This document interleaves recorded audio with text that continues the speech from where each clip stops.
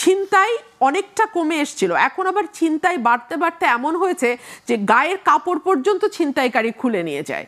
এগুলো তো আমরা দেখিনি।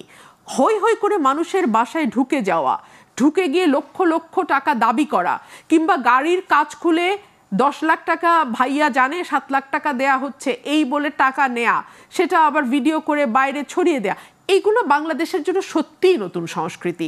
আবার আমরা দেখতে পাচ্ছি একটি রাজনৈতিক দল সেটার দায়ও স্বীকার করছে, কিন্তু বলছে এটা হচ্ছে তাদের কি ডোনেশন না। তো কেউ নিলে হাদিয়া, কেউ নিলে ডোনেশন, কেউ নিলে চাঁদা, কেউ নিলে কি বলে আরেকটা নাম, তো তাহলে তো ভাই বড় মুশকিল। ক্রাউড ফান্ডিং কেউ নিলে, আবার কেউ নিলে হাদিয়া, আর আমরা নিলে সেটা হয়ে যায় কেউ নিলে চাঁদা। So this is very unfortunate. হ্যাঁ, let's call spade a spade. এবং আমরা আশা করি যে এই সরকারটি তো কোনো দলীয় সরকার না, যদিও এই সরকারের একজন উপদেষ্টা মুখ ফসকে বলে ফেলেছেন যে সরকার এবং সরকারি দল মবের সঙ্গে যুক্ত না।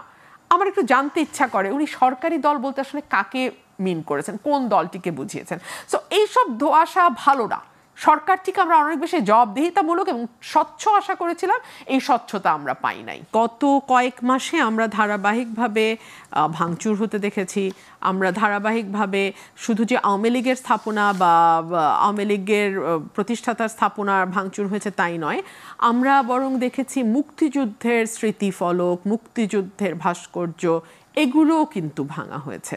গ্রাফিতি মুছে ফেলবার চেষ্টা হয়েছে দেয়াল থেকে।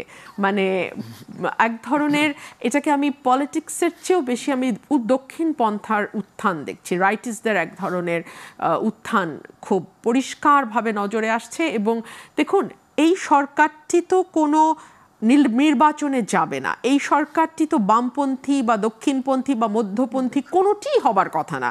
এই সরকারের মূল দায়িত্ব ছিল নিরপেক্ষ থেকে আইন শৃঙ্খলা পরিস্থিতি যাতে স্বাভাবিক থাকে সেটা নিশ্চয়তা দেয়া। ধরুন, আমি যদি আপনার প্রশ্নের উত্তরে আমি তর্কের খাতিরে যদি ধরি যে আগামীকালকে তারা ওখানে ভাঙচুর করলো, এর ফলে যে পরিস্থিতিটা হবে সেটা হচ্ছে পাল্টা একটা আঘাত আসবার চেষ্টা হবে। সে আঘাত যদি খুব জোরালো হয় তাহলে ভালো রকম সহিংসতা হবে, যদি খুব জোরালো আঘাত না আসে তাহলে মোটামুটি সহিংসতা হবে। কিন্তু এই সহিংসতাগুলো না দেশের জন্য ভালো কিছু বয়ে আনছে না।